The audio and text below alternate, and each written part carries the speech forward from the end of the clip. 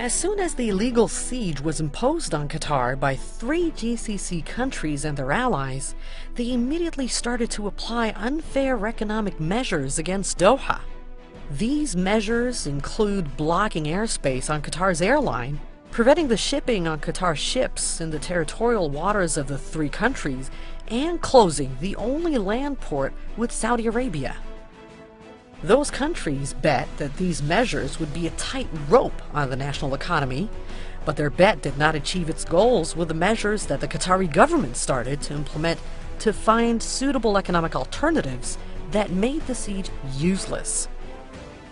All our plans were ready to face such incidents, so if we talk on the sides of the consumer, terms of importing goods or alternatives to import goods, the situation of the Qatari economy is in normal mode.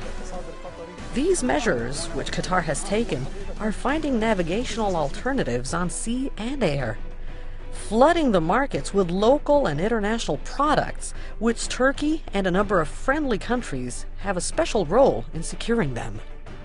The shelves in the markets are full of foodstuffs, and the Qatari stomach welcomed the Turkish products as there were no cases of indigestion. Those who lost the bet on humans to destabilize the national economy are now betting on cows. The ministerial committee dealt with the crisis wisely.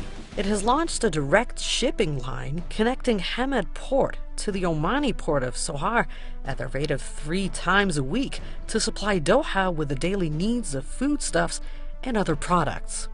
Qatar Ports Management Company also operates other connecting lines between Hamad port to Europe and Southeast Asia to open new markets. For its part, the building and construction sector has emphasized through Chief Executive of Qatar Primary Materials Company, Engineer Isa Al-Hamadi, that the company's strategic stock from fine limestone, and limestone material is sufficient for 1 year.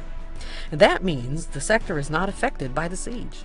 Another confirmation on this issue comes from the Supreme Committee for Delivery and Legacy, as it says that the progress of preparations for hosting the World Cup 2022 is ongoing as planned, and the committee is working to deal with the developments of the illegal siege on Qatar.